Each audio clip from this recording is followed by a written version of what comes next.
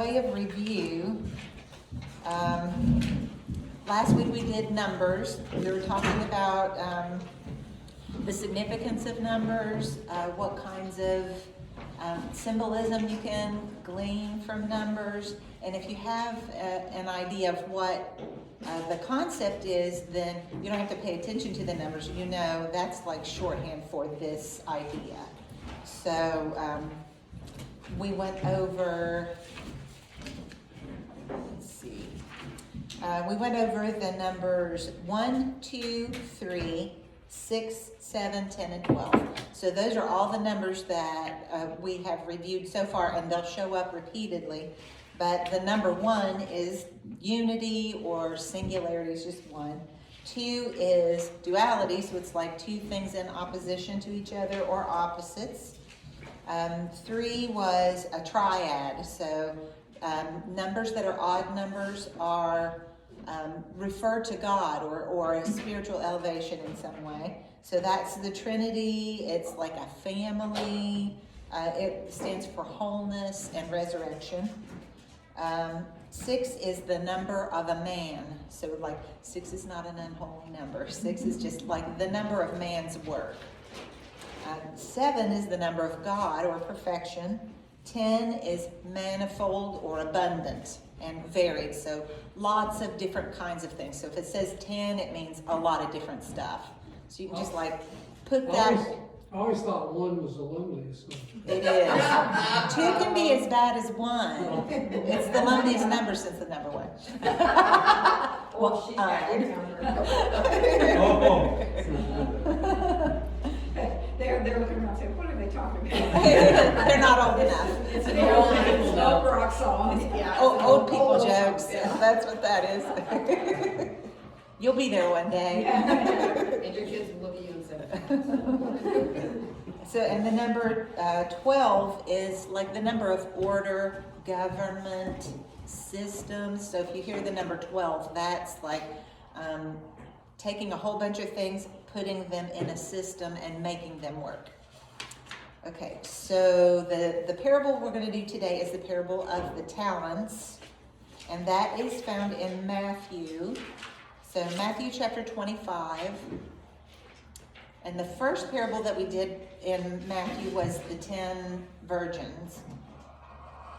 This is the one that comes right after that. So there's a series of these parables, and Jesus is just teaching one after the other and explaining things to people.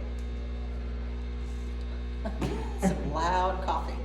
Church is getting ready to take off the rocket. There you go. 3, 2, 1. So does anyone have Matthew 25, 14 through 30 and willing to read it?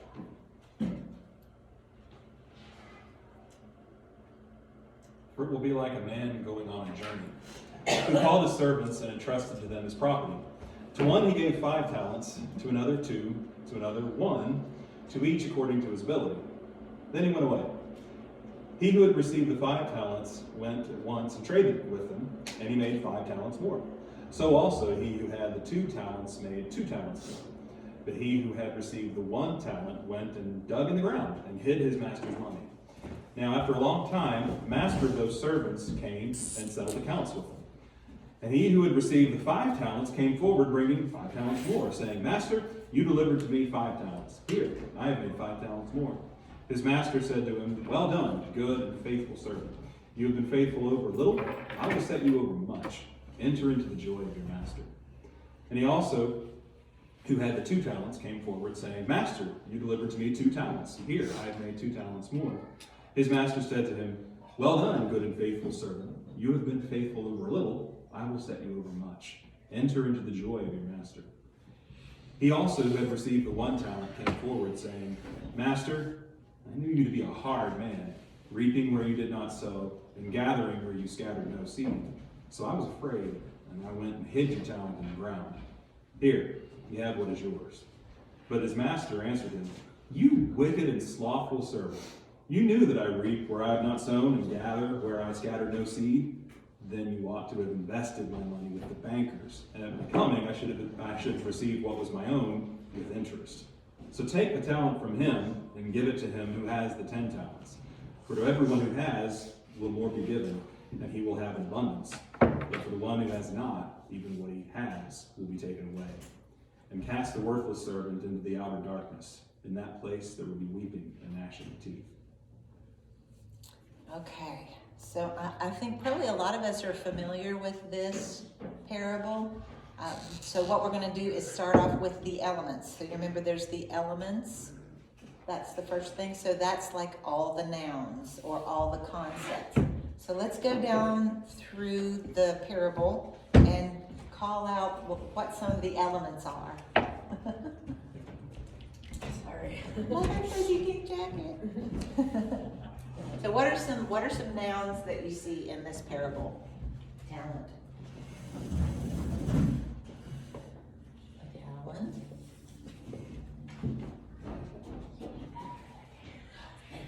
Man, servants. Servants. Money.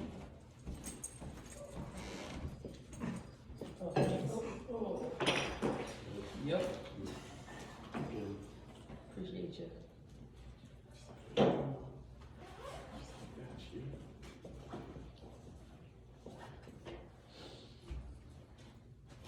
Investing. Good one. I actually wrote that one down, so yay, Rachel. Investments.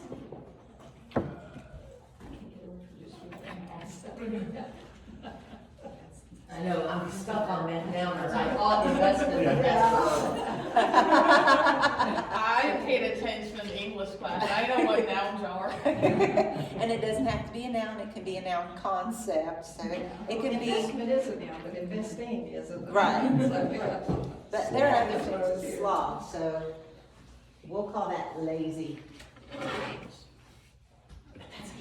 That's a concept, so what are some other concepts that are in there?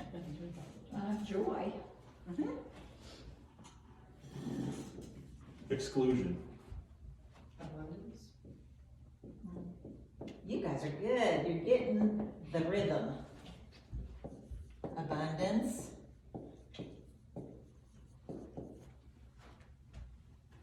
faith. Faith. Fear. That was my next one. Good one.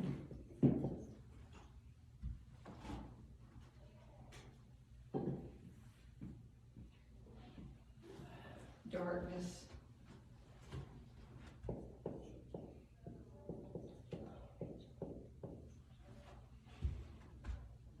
The word wasn't used, but woe. To me, the gnashing of teeth means sadness. Right. I think that woe and exclusion are kind of like one is the result of the other, so yeah. So if we have investments, we also have, Investing. we have a bank.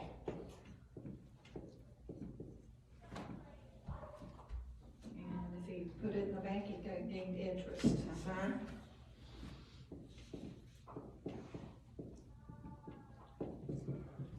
So if you think about interest is kind of like that idea of abundance. So it's like something that multiplies and gets more and more. What are the numbers that are in this parable? 2. Five. 2, 5, 2, 5, 10, 10. 1, so if you 10. double that, that's gonna be 2 and 4, or 10 and 4, right? 2, 5, and 10. Is there a 3? Somebody said 2, but I don't remember there's a 3. There's 3 men. 3 men. There are 3, okay, so that's a 3, yes. I think that's all the numbers that are in there. Okay, so now let's look at like what are the things that are opposites. We've like done a lot of things that are synonymous. What are some things that are opposites? So what is the opposite of a servant? Master. The master. We don't have the master.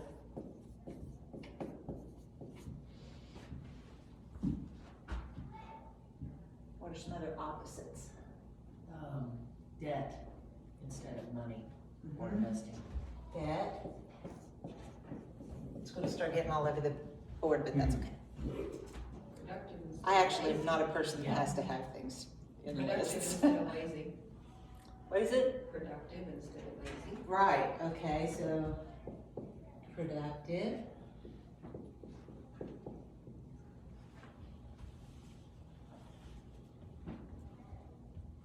The opposite of fear is safety, or feeling safe. There's another word for it, I can't think of it, my brain went, yeah. How about courage? So not so much safety because you're afraid because things aren't Right. safe, but the opposite of that is courage.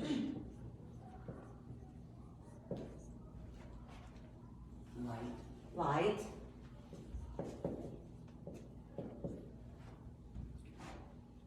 Inclusion instead of exclusion. right. Sorrow instead of joy. Yeah, that's low. Oh, yeah, there, sorry. So this word talent that is used in what, Mark, maybe you can speak a little bit about the version, because in my version of this, it was just called bags of gold. Yeah. So- The note I've got is saying 20 years worth of the payment for a laborer. Oh, wow. What wasn't a small amount. Wow, Goodness. so, Sorry, for a talent. Yeah. So, yeah, your denominations are big chunks of money. okay.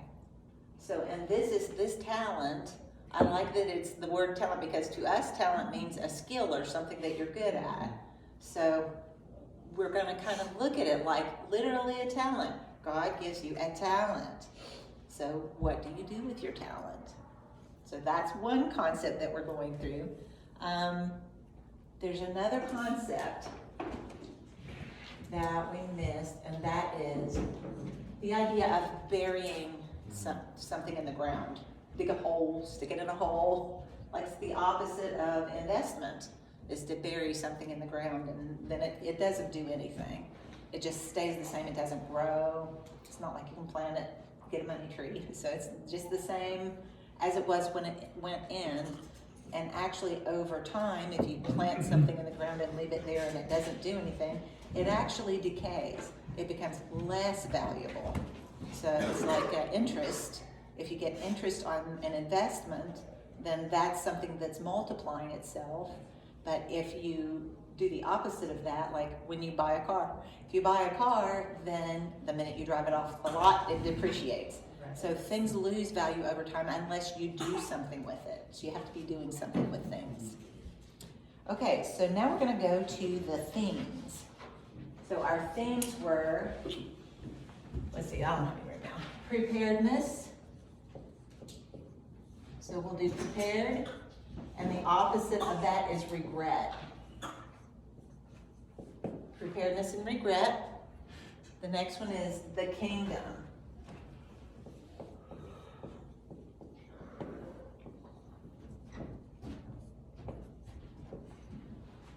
The next one is the good life.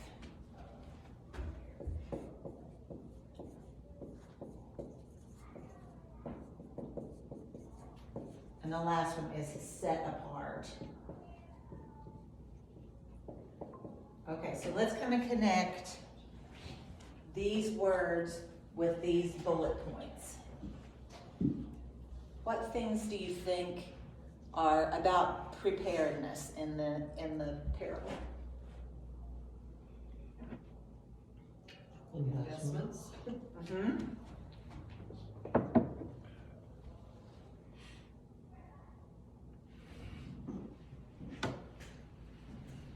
We're looking for preparedness, right? Mhm. Can we do the opposites ones, like production? Yes. So productive, Mm-hmm. That's prepared, you definitely. What happens when you're prepared and you have investments that pay dividends? Dividends is one. Do we have one on there that means dividends? Interest? We'll even call it, yeah, okay, so this is like dividend. Dividend. So that is preparedness. What about, I think of banking. Banking is the opposite for me, because you're putting it away, but if you're thinking bank as in, put it in the bank to gain interest. That's preparedness. Yes, yes, so putting, not banking as in hiding or not using, but banking as in putting it in use somehow. You're doing something with it, Yeah. right? Okay, and I would say this one, abundance. That's what comes from preparedness. So now the opposites. What are the opposites? Which would be regret. What things make you think of regret? Darkness. Mm-hmm. So this one is regret. Very. Burying, definitely. Fear. Fear.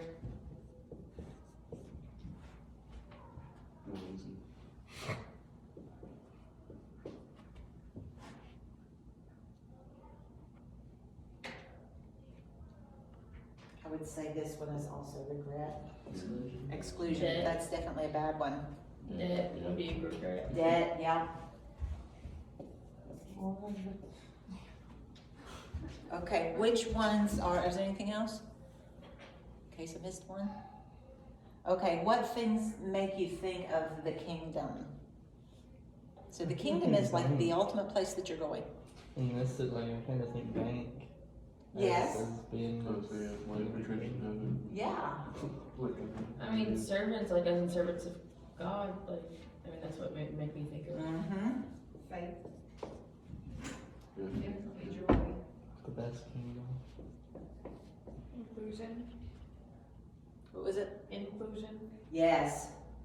That's probably the quintessential kingdom. It's like, yeah, we all want to be included in the kingdom. I would say faith. So that you just didn't hear me. Did you? You have to say it loud. I'm a little bit Sorry. deep. Okay, what about the idea of being set apart? Set apart.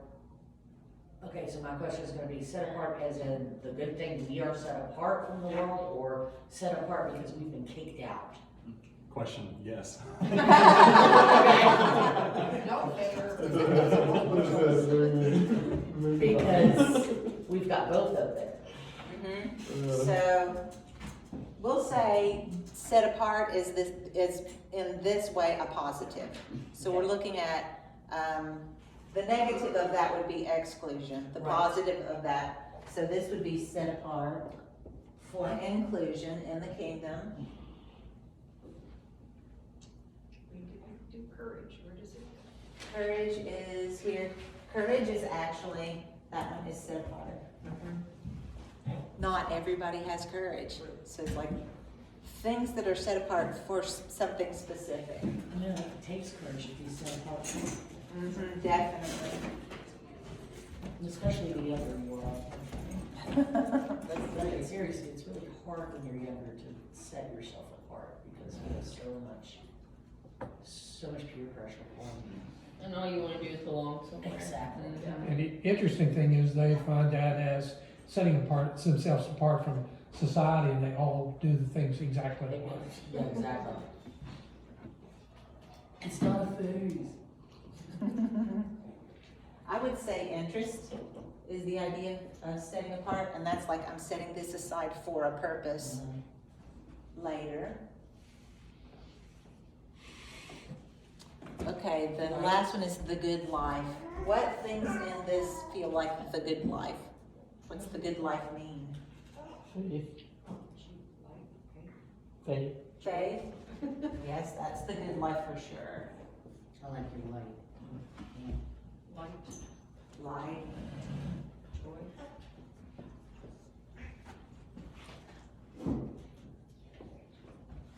Inclusion. Mm-hmm.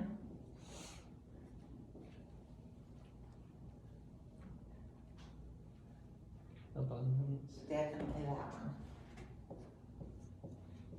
I mean, set apart would also be the good life. I mean, like, in the sense of like, again, like set apart can be hard, but like, it's a good thing to be set apart. Mm-hmm. So ways that things are set apart are kind of like interest, because there's a percentage that's kept back for something else. Talent. Mm-hmm. This is just the fact that you have something to offer. That's part of the good life. Okay, The interesting thing is that God gave it to you to begin with. She just giving it back to him. right. And so that's in the parable. That's exactly what happens with the master. So the next thing to think about is like, one thing follows another. The master is coming to the servants. And in my version it said, when he came back from his visit, from his work that he was doing, when he came back, he settled up. He settled accounts with his servants. So if you're the servant and the master is coming back and settling accounts with you, what do you think would cause the servant that got only one talent? Why would he, let's talk about that whole idea. Why would he stick something in the ground and bury it? What caused him to do that? Fear. Fear. So what do you think he was afraid of? Losing the one thing he had. He was afraid of losing what he had, and what he had wasn't really his. So there's also some fear in the accountability, because the master's going to come back and ask you. So who is he afraid of? Master. He's afraid of the master. And he insults the master too, by saying, I know you're the type that reaps what you haven't sown, so I was afraid of you. And the master does not deny that. No, he doesn't. No, you're exactly right. You knew I was that way, Right. so you should have been better at what you were doing.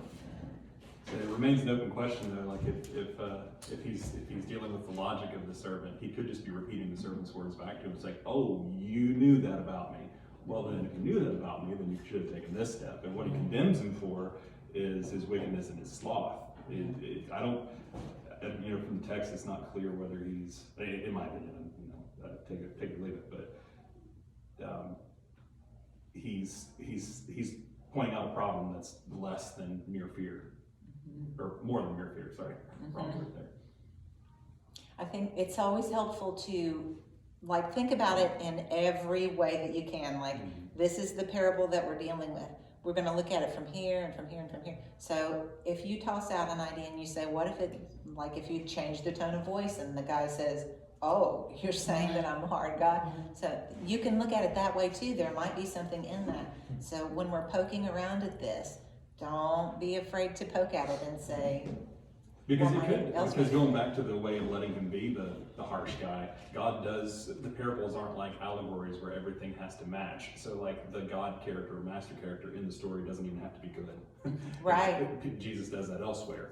He'll use a bad king in a parable or whatever. So it could go either way. And that Theoretically. Yeah. But that goes back to the accountability too, because we teachers see it all the time. They don't. It's not my fault I didn't do my homework. It's that and that and that and that and that and you. Excuse me. Okay, I wasn't even involved in this one, but okay, let's say I was. And I think when you were doing the reading, Mark, that actually came in my mind thinking, it's kind of like saying, well, I had a bad teacher. It's not my fault. It's like, well, you're a mean guy, so I was scared. And so if I'm a mean guy and I've given you one talent, isn't there something else you could have done besides dig a hole and stick it in the ground? You could have planted it somewhere. So this is the idea that God gives everybody something. And we all have different levels. Some have more, some have less, some are very specific things that could be your talent, the thing that you have to offer back. So this is the idea of you're given something, you do something with it, you offer it back. So when the master comes and he's asking you, like, what did you do with my stuff? Then if you say, well, like, I didn't do anything with it, I just stuck it in a hole and here it is. It's not doing anything with it. It's not making abundance. So the idea is, if you want to live kingdom life, you want it to be abundant. That means you're responsible to do something with what you have, however small it is. Even if, like, you have so much anxiety that you can't go out and work, then you can take it to the bank and get interest on it. Somebody else is good at interest. They're good at banking.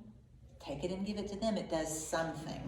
So our responsibility really is not to dig a hole and put what we have to offer in a hole. And that's kind of like the idea of when you bury money, what does it become?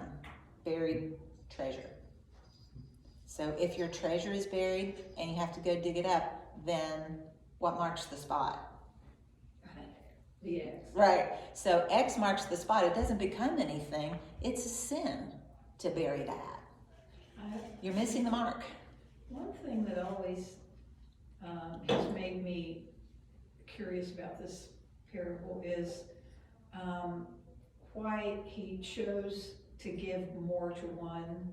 You know, he did he look at that person and say, you know, he really doesn't have the talent. He really doesn't have the ability of these others. So I'll give him one that'll be safe for him, and he won't have all that responsibility. In my version, Sandy, it says, to every man according to his several ability, whatever that means, and straightway took his journey. So evidently he knew what they were able to take care of and not. Right, and the point is, this is a test. It's saying, you know, I'm going to give you this one, and you have the same opportunity as the guy that I give 5 to. But it is, you know, it's something that here's the point. It's something that the master recognized in each individual.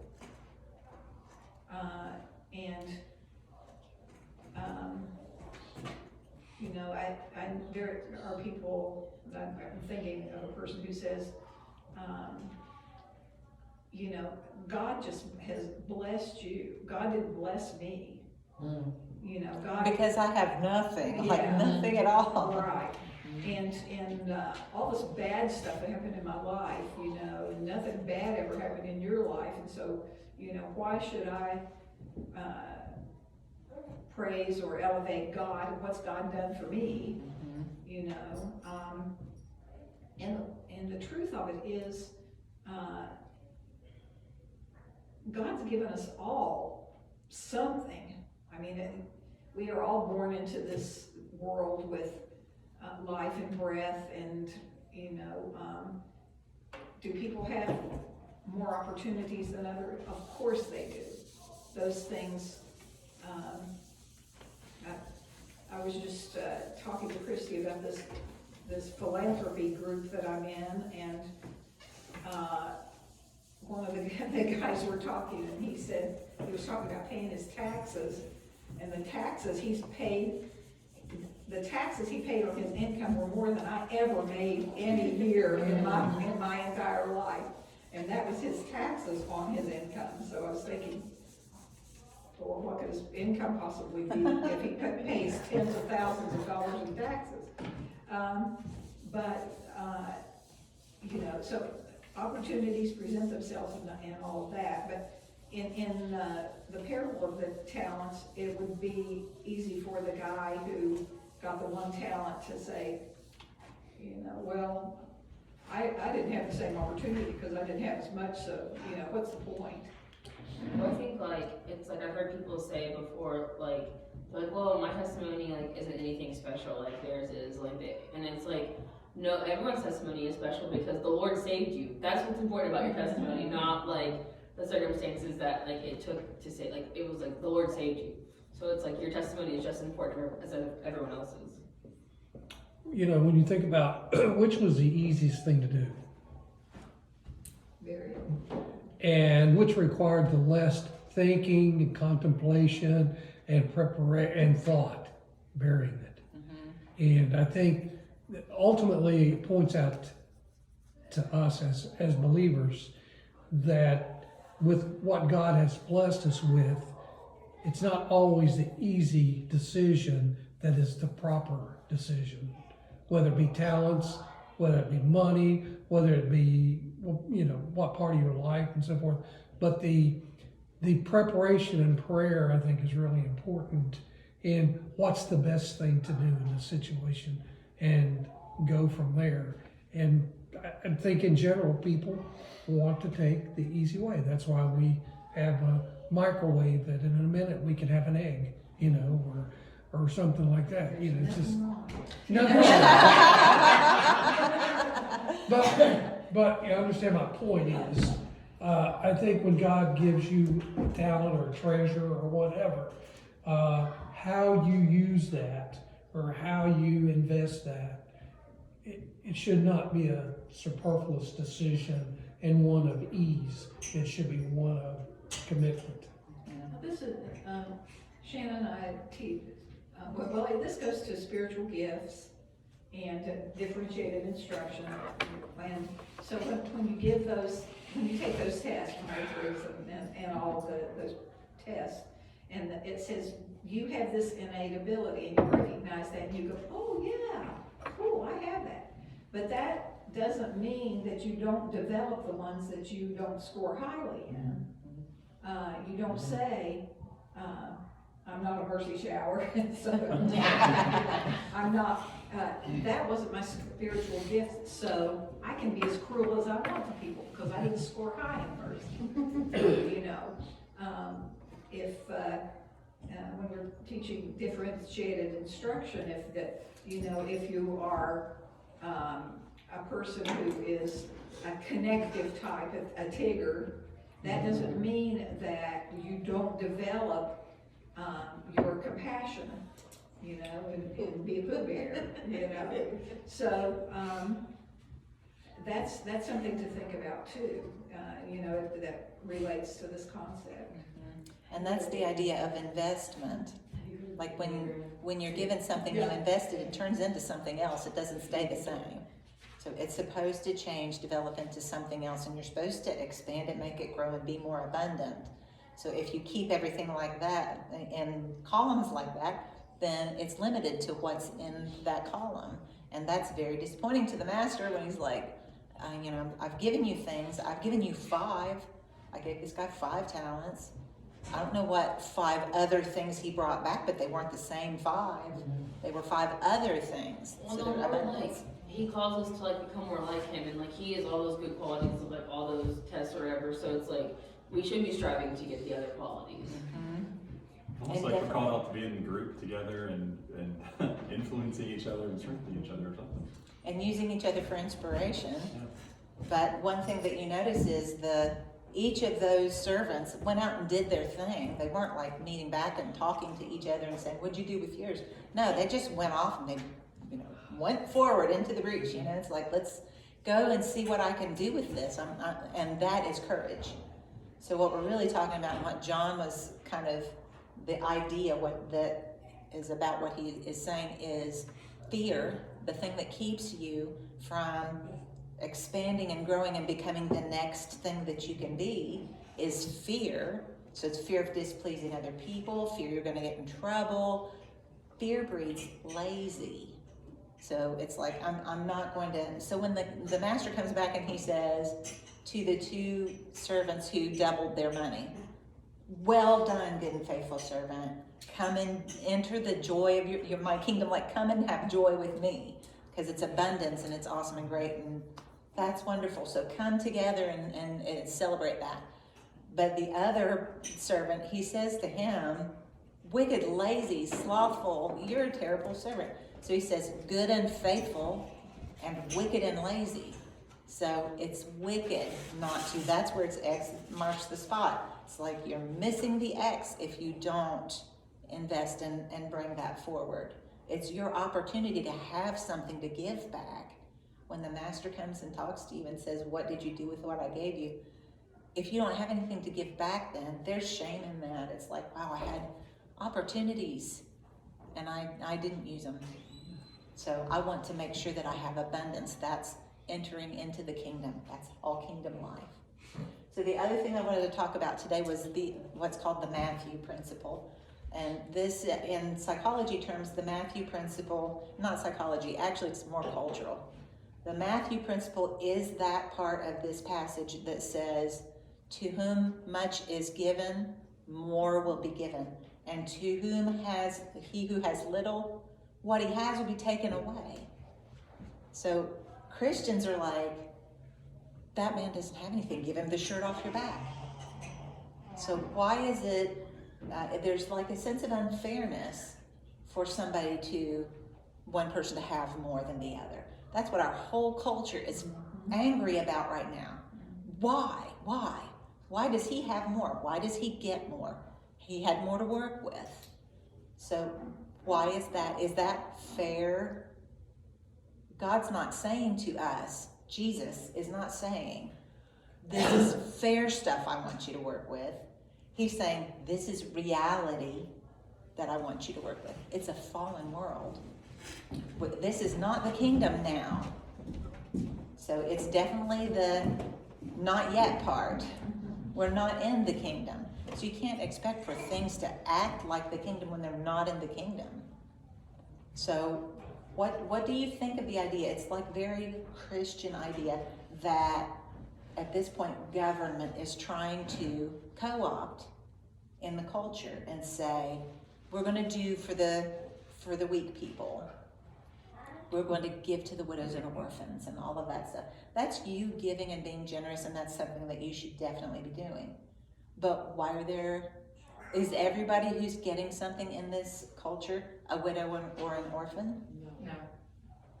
No. That's why when I go to like a store or something and you get up to the counter, you start to pay and they said, would you like to take that up to the next dollar or whatever for a donation to our charity?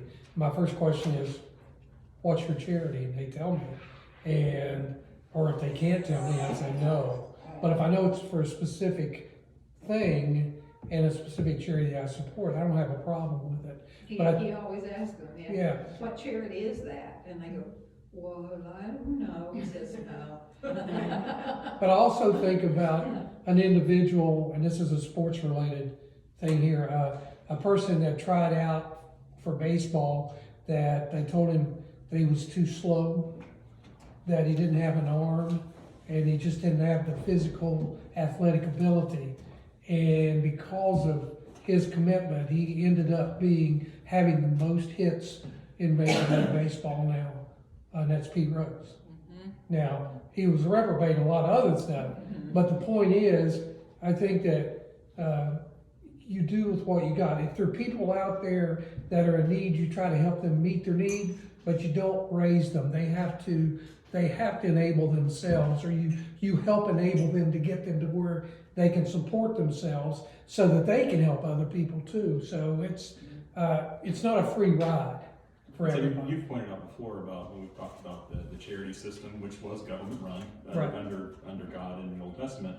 Yeah, you in your field would plant your full field, but you had to leave the corners. So you are systematically and required by law to be giving to the poor, but the poor had to come out and leave it. Yeah, they had to come get it. In coming and getting it. Yeah. So it's this. There's this still work balance. involved in There's it. still work. It's not.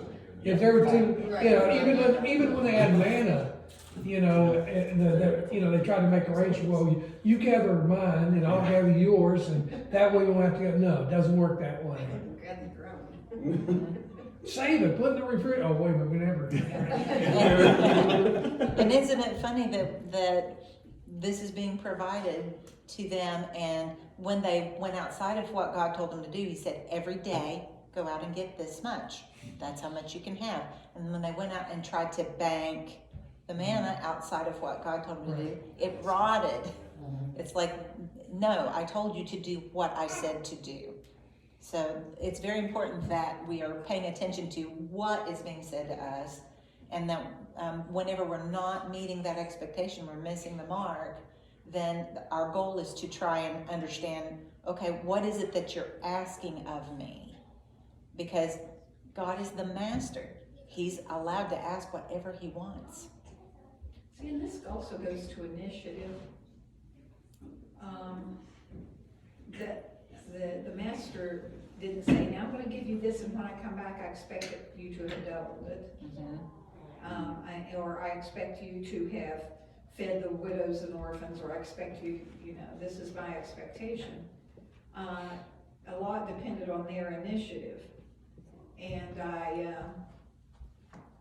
recall teaching at a college level, a 25-year-old student and I gave this class choices on projects. And I gave them all of the information that they needed, where to get, where to get demographics, where to get information, and I gave them sites and all that kind of thing. And then I said, now you need to create a plan for a ministry that fits your demographic. And I had to talk him off the ledge, man. He came up and he said, I don't know what you want me to do. And I said, well, this, I was very plain, very clear. He said, just tell me what to do. Just tell me what you want me to do, and I'll go look it up, and I'll run. And I said, I'm not going to do that. What I want you to do is grow an idea. Yeah. I want you to do something with what I'm giving And you. I don't know what Go your bury it. demographic is. Yeah, just go bury it in the backyard Yeah. and get a 0. What's that? Well, I handed you the syllabus. You have what's yours. Right. One of my teammates, Ferg, was talking about one of our students the other day. She did exactly that and gave them more than what they needed. And this kid came back with, so can you go type that in and read that to me and tell me what's on it, literally? Yeah. And she went, no, you read it. And he went, okay, well, can you just summarize it? Tell me how many things are there. Yeah, because like maybe some time, No! genres of music or something. And he's like, well, can you just go in and tell me how many events happened in it, so I know how many things I need to look for? Wow. But see, that's Yes. what we're talking Okay, about, yeah. initiative. I think that a lot of this whole thing has reminded me of something that my whole life, like you have said, but obviously my mom has raised me. It's the difference between fair and equitable. And so when something is, like when your children say that's not fair, well, it may not be fair because, I told Raiden and Nova and Patience, if, here's this list and I'm gonna pay you 50 cents or $1, whatever per chore it is that you're doing. And Raiden earned enough money to get ice cream at the ballpark, and Nova did not because she didn't do anything. This is hypothetical. We've been there. But she comes back with that's not fair, and I said, but if I give it to you, of course I don't use equitable with no. Right. But that's how the world is. It's like, well, that's not fair. No, but it is equitable. If I were to be like, you come to me and do no work and do nothing with this opportunity that I've given you, and then you just say, well, you didn't give it to me and that's not fair. I guess one does become the other after a certain point, but that's the concept that I think is not, people miss so many times. It's like, it's not fair. And the way my parents did it Well, was, that's the, life's not fair. Right, but Life's not fair. My children could say that before they could say anything else. I didn't know. One of my favorite things is, well, you know what's not fair is Jesus died on the cross for your sins. Drop that mic. I mean, you get back to when Yahweh grounds why the children of Israel are responsible to give, this sort of thing. He's like, it's my land, and I'm driving the people out beforehand, these wicked people out beforehand. You're sojourners on my land, so therefore you pay for it. You pay it forward, and you take care of the sojourner, that sort of thing. But it comes back to, we're all in debt to the Lord. It's all His, and we're all joined in messing it up. So therefore, we're going to be giving, we're going to be involved, and so we can't ever look at God and say, well, I don't have as much or whatever. It's like God's, the timeline of where it becomes just, yes, when it all works out in the end, it's just. But in the moment, we're not able to always track that out. And the point is, be faithful. You know your debt before the Lord. You know your sin, and yet you're not, you're still here and you're still breathing, and the Lord's having mercy. It makes me think of like growing up, like my cousin, her family's super rich, she got everything you could ever want in life, never had to work for anything, she's only a year younger than me, and she's still her parents still pay for everything, And it was like everything I like had to work for. It was like, okay, well, if you want this, like you have to work for it. Like it's sometimes too much, but like it was like, you know, it was always frustrating because I was like, but she doesn't have to work for anything. Like I would get so frustrated growing up, but then now I'm like, you know, I can do things on my own and she can't. Like, you know, like we were able to, like, you know, mommy and daddy aren't paying our bills, like, you know, and so, and like, you know, we have our child and like have our marriage and stuff. It's like, you know, she doesn't know how to do any of those things because she's never had to do them. So it's like, in a way, I'm like, well, I feel like more prepared than she is to do life things because I actually worked for stuff. Blessing And was that's the different than we thought it would look. And that's the concept of the good life. That's like the real good life. It's not a yacht that was given to you. It's the fact that you can build your own boat and you know what you're doing. And if there's a big flood, both boats are going to get washed away. So, you know. Well, it's like I was reading in Psalms yesterday, and it was like this wealth means like the earthly wealth means nothing. It was like people will praise you for having wealth, and you know you'll be so excited and boast in this wealth, but it means nothing. Like when you die, you're all dying. No one's taking it. You're taking That's it right. with Can't you. take it with you. You buried in the Okay, same so- hole. So in wrapping it up, we're going to use this idea of the numbers. So we've got the number 10. 10 is manifold, which is lots of things and varied.